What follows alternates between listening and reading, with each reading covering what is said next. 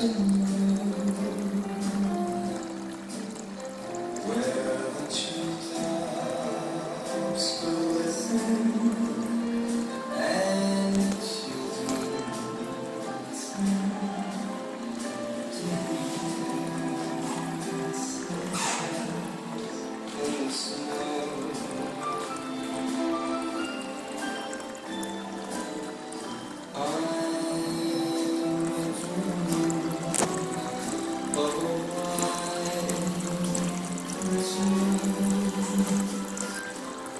With every Christmas card I write, later days you weary and bright, and before Christmas is mine.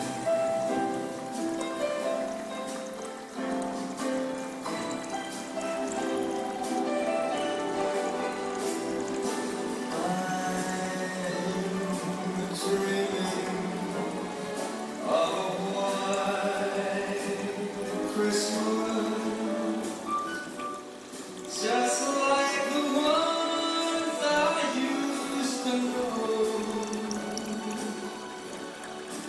where the treetops glisten and the children listen to hear sleigh bells.